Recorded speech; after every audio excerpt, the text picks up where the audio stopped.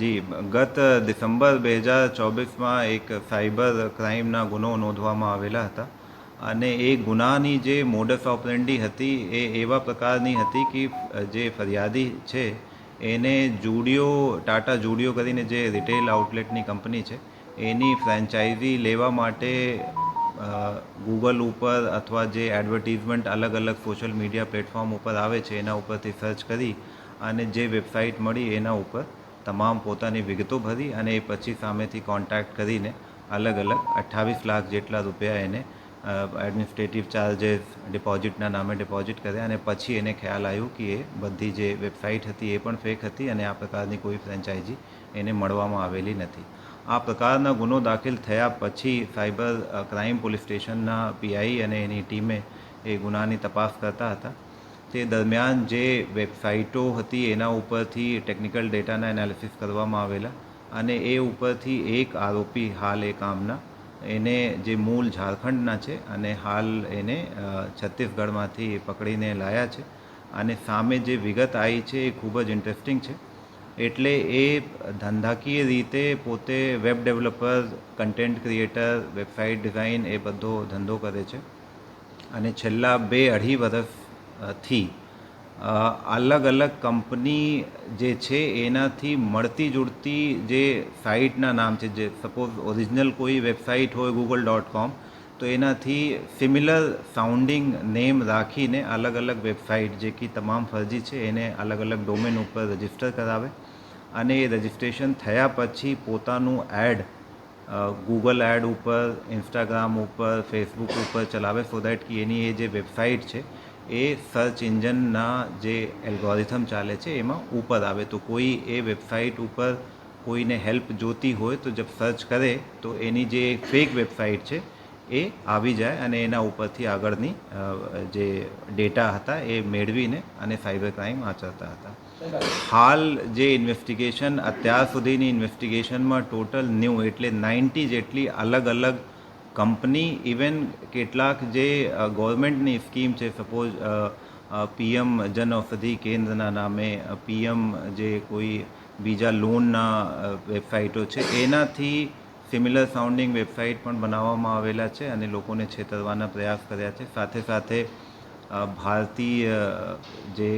CNG pump કરીને એની પણ ઘણી બધી વેબસાઇટો બનાવી છે કે સીએનજી પંપની ફ્રેન્ચાઇઝો લોકો મેળવી શકે. એ બીએસએનએલની વેબસાઇટો છે, મેકડોનલ્ડ, રોયલ એનફિલ્ડ, એ પ્રકારની અલગ અલગ ટોટલ 90 જેટલી ફેક વેબસાઇટો અત્યાર સુધી આપને સર્ચમાં મળી છે અને આગળ પણ એની તપાસ ચાલુ છે.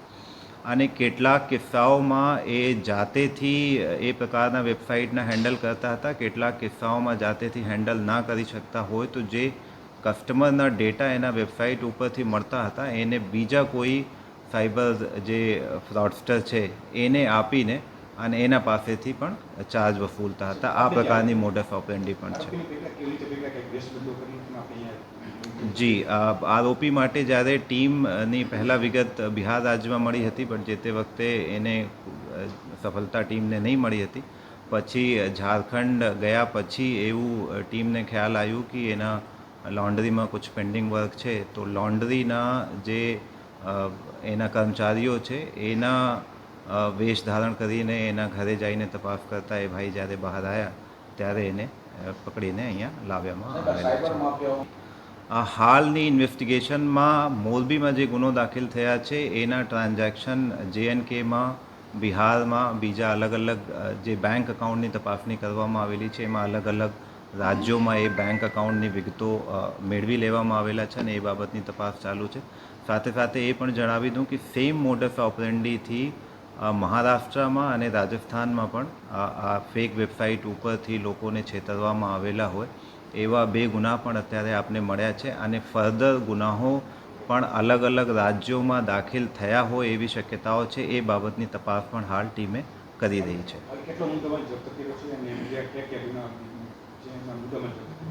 હાલ એના પાસેથી જે ટેકનિકલ રીતે વાપરતા હતા mobile phone, laptop, credit card, bank એકાઉન્ટની ડિટેલ્સ એ બધી વસ્તુઓ કબજે લેવામાં આવેલી છે અને એની ફર્ધર તપાસ ચાલુ છે.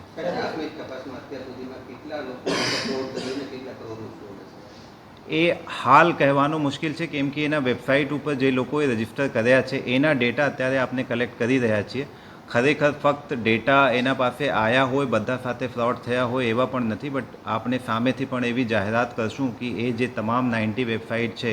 એને આપણે જાહેર કરશું. એ વેબસાઇટ ઉપરથી કોઈ આપણે સામેથી એવા જણાવતા હોય કે એના વેબસાઇટ ઉપર ડેટા આપીને અને પૈસા ફસાઈ ગયા હોય અથવા એના સાથે ચીટિંગ થઈ હોય તો એમાં ફર્ધર ગુનો રજીસ્ટર કરવામાં પણ આવશે. અહીંયાનો હોય તો અને બીજી રાજ્યોમાં હોય તો એ ગુના દાખલ થયા પછી આપને ખ્યાલ આવશે કે ખરેખર એ કેટલા લોકો એમાં ફસાઈને છેતરાયા છે. જી, હાલ પ્રાઇમરી ઇન્વેસ્ટિગેશનમાં એ જે આરોપી છે રિતુ આનંદ સિંહ કરીને એને પકડવામાં આવેલા છે અને એ સિવાય 10 લોકોના ડિટેલ્સ, એટલે કેટલાક લોકોના બેંક એકાઉન્ટની ડિટેલ્સ, કેટલાક લોકોના મોબાઈલ અને કેટલાક લોકોના નામો પણ હાલ ખુલ્યા છે, જે એના સાથે પરોક્ષ રીતે અથવા પ્રત્યક્ષ રીતે મની ટ્રેલને આપણે જે ટ્રેલ કરીએ તો એમાં જોડાયેલા છે. એ લોકોની ફર્ધર તપાસ પણ હાલ ચાલુમાં છે.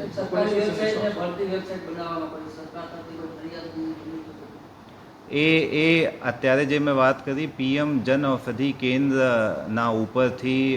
એને વેબસાઇટ બનાવ્યા છે, બટ ખરેખર એ વેબસાઇટ ઉપર જઈને